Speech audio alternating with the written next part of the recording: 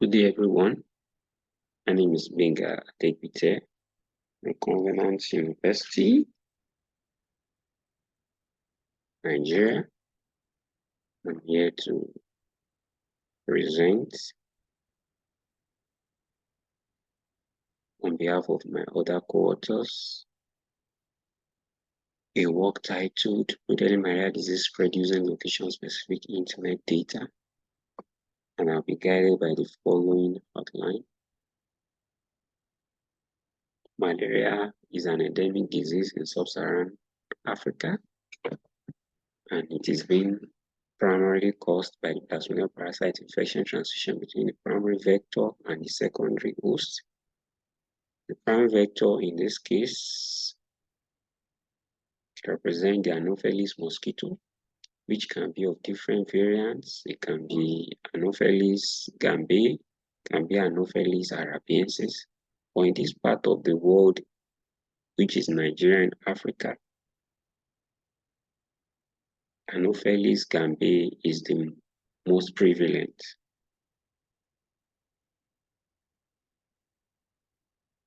And the secondary hosts, which are the humans, so once there is a transmission of the plasmodium infection from the infected mosquito to the uninfected human, the human becomes exposed to malaria, and after a certain incubation period of 14 days, or when the human has a low immunity, malaria develops. Malaria importation is one of the hypothetical drivers of malaria transmission dynamics across the globe. Malaria importation into any given region or country occurs as a result of human mobility. And human mobility drivers include the following: walking. When people walk, they are bound to travel from place to place. Schooling. As a result of schooling, people move from place to place. Leisure, and because of tourism, people move from place to place as well. And these are some of the related works that led to the statement of the problem that was addressed in this work. A study used call detailed record data obtained from mobile phone user population in Senegal to estimate the human travel patterns useful for studying the impact of malaria importation from a high transmission zone to a low transmission zone. Another similar study used mobile phone data to determine travel patterns useful for studying malaria in Namibia in Africa. Using Thailand as case study, a work similarly discussed the use of mobile phone called detailed record to measure human mobility rates for studying malaria transmission dynamics. Based on this related works that was reviewed, the following limitation was identified.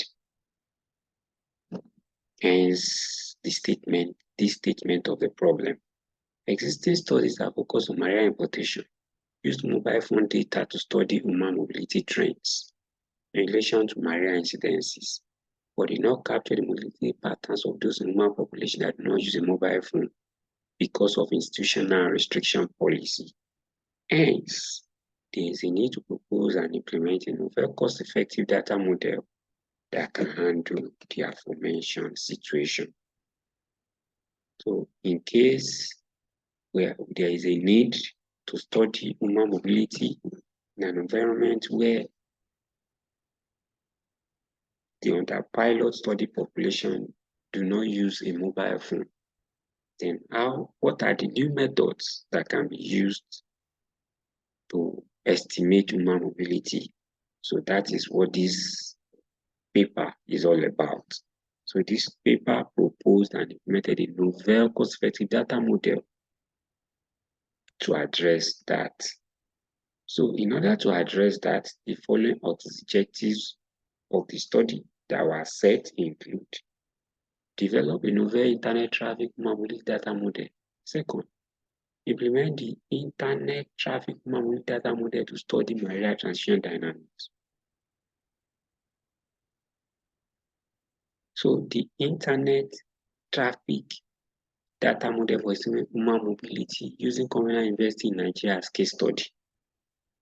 So for this work, the novel internet data model for estimating human mobility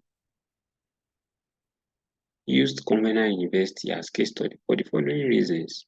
First, the undergraduate students in conventional university do not use a mobile phone, but they use the internet. Hence, that's the reason for adopting the novel internet traffic data model to estimate their mobility. So as the internet for the internet in conventional university is also accessible to the undergraduate students that are within the conventional university environment. So as the internet traffic rate increases, the rate of influx of undergraduate students increase as well. So to explain this statement, we mean that as the rate of the internet download and upload volume rate increases, the rate of influx of undergraduate students increases. Because once they get on campus, they can use the internet provided by the school. So hence, we're able to use the internet traffic data volume to track their mobility. But internet traffic rate was derived as a summation of the download and upload rate of undergraduate students, which was measured in terabytes. And this internet traffic data was obtained from the Center for Systems and Information Services of the university. So how do we derive the internet traffic volume rate? It was given as Y equals W plus L, where Y is the internet traffic data volume rate for the undergraduate user group, because they are the only user group within the university community that do not use a mobile phone. Where W is the total download rate per month for the undergraduate user group, while L is total upload rate per month for the undergraduate user group. So the statistical metric used in the study to measure malaria importation. So in this work, we employ the use of correlation coefficient as a statistical tool to quantify the impact of human mobility on malaria transmission dynamics. And the correlation coefficient formula, which was of X, which represented malaria, and Y, which represented internet traffic derived travel, was given as follows, where we have the correlation RXY equals N summation XY minus summation X summation Y over square root of N summation X squared minus summation X all in bracket squared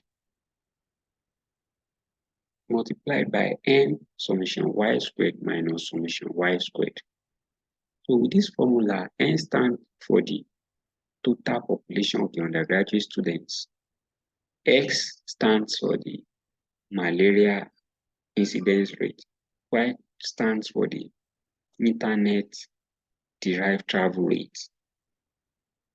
For this study, the N was equals to 6102 because that was the total population of the undergraduate student as at the period of carrying out this study. So this will apply the formula for the correlation coefficient as stated in the previous slide in equation 2 for the malaria and travel data shown in the following slide. So in this slide, find the malaria prevalence incidence rate was nice. We had 960 undergraduate students that had malaria. The internet traffic we derived using the formula we stated in equation 1. We were able to derive 121 terabytes, which represented the travel based on internet traffic in terabyte. So we used the malaria prevalence incidence rate that occurred between October 2019 and December 2020 in relation to the travel based on internet traffic obtained between October 2019 and December 2020 to estimate the relationship between malaria and travel. So when we applied this formula, we found out that the correlation coefficient RSY was equals to 0.5, which implies statistically that there is a moderate positive correlation between malaria X and travel Y, which was shown in figure 1. So in this figure, you can see clearly the relationship between malaria and travel. Although the correlation coefficient value, which was 0.5, has already given us an idea of that there is a moderate positive relationship between malaria and travel. But this graph also showed